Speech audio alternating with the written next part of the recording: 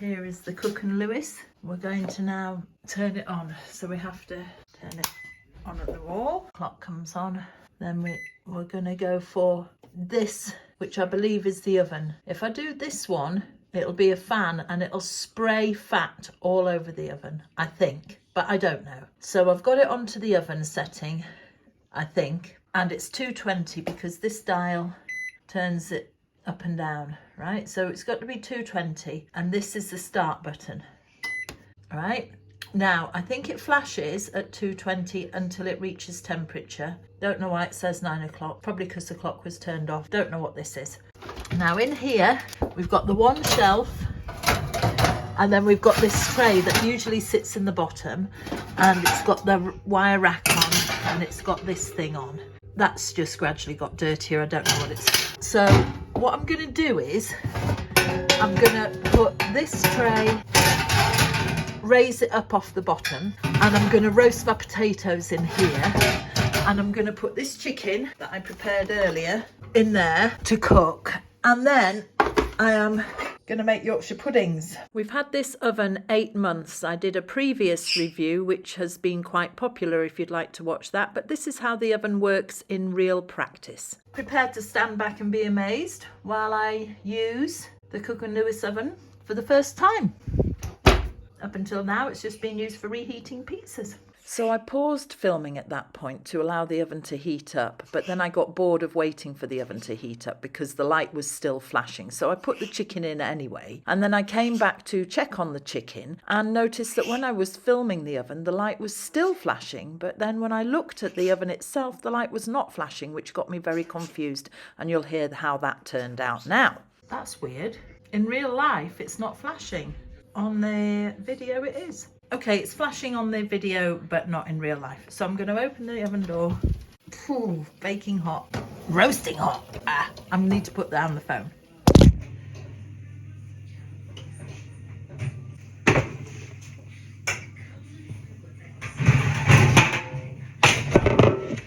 I'm going to drain some of the fat off, chuck the potatoes into there. Okay, so I've poured the juice off the chicken into the pan. Gonna pour the potatoes in and the bacon is on one side. So hopefully that's really hot.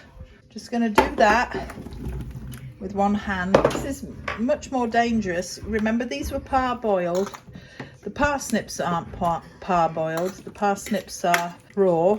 Put this, so that's just the juice off the chicken and the sausages back under.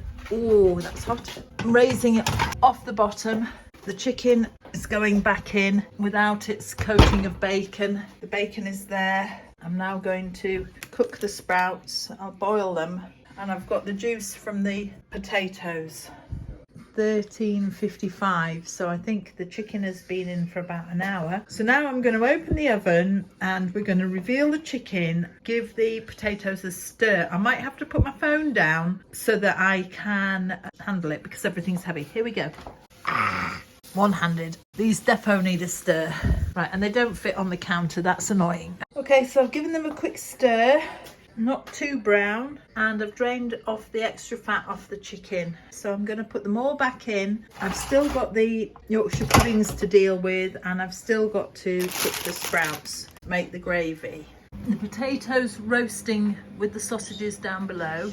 We've got the chicken, which is probably nearly well done, which is good because I need to get the chicken out and rest it while I put the Yorkshire puddings in. The Yorkshire puddings should be with lard, but they're just with a vegetable oil. The only green thing that we've got, which is tiny little sprouts. Okay, we're going to take out the meat and we're going to put it to rest on a pizza tray. There, had to clear that surface for it. We're going to try that and we're going to try and keep it warm. That is definitely done. You can tell when the chicken is done because that happens, and also down there, and also when you tip it over the juices will come out, right? And then start messing around with one hob, bacon, sprouts. Cover it with foil first, and then we're going to get the tea towels. This is to keep it warm because I don't have a warming oven, so So you just chuck a load of tea towels over the top. They're clean and that keeps it warm, insulates it. So now I'm going to open this oven door, my Yorkshire pudding things in and let them heat up. Don't know what's happening with the potatoes in there, but right, so it's going to be hot again. Going to put this cold tray in with just oil. The crunching sound might be the sound of me eating the cold, already well done bacon, but I'm going to put this back in the oven now with the raw bacon. Okay, I'm going to add the batter to the Yorkshire puddings, but I think now that it's had a chance to rest, I think it's a bit thick, so I'm going to add milk. That's called agitating. So when somebody says that you're agitated, that's what they actually mean. That you are, instead of that, which is not agitated, you're like that. And can you imagine if somebody said that you were agitated? The mere fact that somebody said you were agitated is likely to make you agitated. So what I've done is pour a little bit of the vegetable juices into the pan, and now I'm scraping it. Obviously I'm not scraping it, I'm pretending to scrape it now because my other hand is holding on to my phone. But yeah, I'm getting all the meat juices and probably all the burnt off pizza off the bottom of this pan, and then I'm going to add that into the gravy there. I've got all the meat juices in the pan to make the gravy. I've poured the water off the vegetables. I haven't added butter because I've gone for the full fat gravy and the full fat roasties, and that's due to washing up. But I've increased the temperature on here because my Yorkshire puddings are looking absolutely dismal. Obviously I'm using vegetable oil, not lard. Different temperature heating things. I can see a lot of bubbles going on. I forgot to say that my recipe for Yorkshire puddings for a tin of 12, usually I'd use 3 eggs and 12 spoonfuls of flour, but we're a bit short on eggs, so I used 2 eggs and 8 spoonfuls of flour, a bit of seasoning, a bit of paprika and a bit of turmeric. I like to put turmeric and paprika and stuff like that into my Yorkshire pudding mix. It just makes them look orange and it makes people think that they're eating healthy yolks from chickens' eggs. That was a life hack that will go on the cutting floor. You'll never find that out. Okay, so we're back to watching the Yorkshire puddings, which are still terrible but not as bad as before. Extra water for that. I have washed up that. These are still hot and I've got the chicken cooling there, but it's not cooling, it's resting.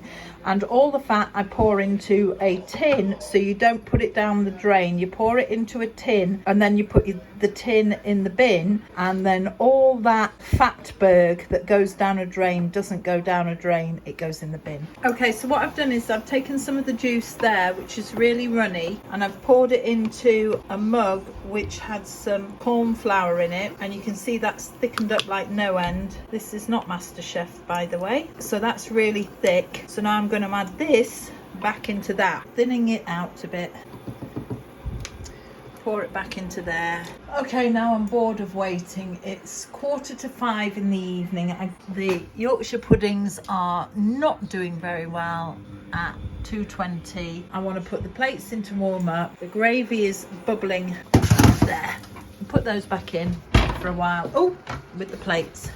Forgot to show you the Yorkshire puddings. They are not very raised up, but I'm sure that Dad says you're desperate for help because you're just a defenseless well, watch woman. out. No, Dad's words, not mine. Yeah, watch out because I'm just trying to get them out without burning. I need to hold the camera. 2 hands. No, hold the camera. Get out of the way, dog. You're going to get burnt with hot fat.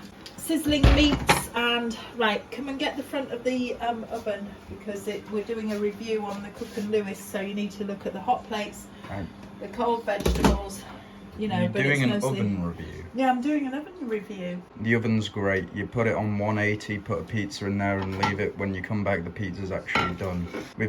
This is the 4th oven that the house is on, and this is finally the first one that actually does its job as an oven properly. Yeah, but the issue is that this is the first time I've ever used the oven to actually cook food other than pizzas. So. And how long did it take you to figure out how it works? Ages. Yeah. Yeah, so what we're doing is get a big shot of all this meats and stuff that I'm serving up meats and potatoes and big sausages and roast potato. Well, we're calling these roast potatoes. They're the worst kind, the best kind of roast potatoes, which is very soggy, moist roast potatoes. I wouldn't say moist, Mum. Apparently some internet people have issues with that word. The word moist? Yeah, well that depends. You'll be able to see who's actually watching the video. Am I going to lose subscribers? Well, no, you'll see if anyone's actually watching the video, because if they are, by the time they get to the part where you say moist a bunch, they'll go to the comments and tell you not to say moist. All right. But if the video goes What up about and the nobody... word luxury? That's fine. Should we give your dad the onion? Yeah, give him the whole onion. Right, so then this is your plate here with bacon and sausage. Okay, yeah? I'll say when. When? When? No. When? Come on. When? No. I've said when. No. When? No. Listen. When? Listen. Unnecessary. If I were you, I'd like save the gravy in some form of container that we can add at our leisure. Okay, so this is the kitchen in disarray. I've opened the oven door and now I'm going to turn the oven off. It's that pause button. So I don't know if that's off or if that's off. That's off. So you've got to press the off button twice to turn it off. Now, I'm going to leave the oven door open so that the heat from the oven comes into the kitchen and warms our house. I do worry that the heat from the oven will corrode these controls. And now that I've put that on the internet saying that it probably corrodes the controls, either they will make a design change, as in put a flange here so that the heat comes out into the room and doesn't corrode the controls, or they'll tell me that my warranty was invalid because that's what I did. Because I'm turning it off at the wall here, so I don't want that electric light. I don't want to pay for that. So I turn that off, and that means that the light goes off there, the fan goes off inside the oven, the heat immediately stops booling out because the electricity is off. Okay, so we've reached the end of the chicken dinner oven, Lewis and Cooke. We've got the rest of the roast potatoes, crispy bits, sausages and bits what's left. That will go in a frying pan and get fried up. That's the chicken bits and the gravy that we didn't eat, and that's going to all get chucked into a pan tomorrow with some curry sauce and made into a curry. These are all the gristly bits, the chicken skin, the crispy bits off the Yorkshire puddings, probably all the most tastiest bits, and these bits will go to feed the dogs as treats in the rest of their meals throughout the week.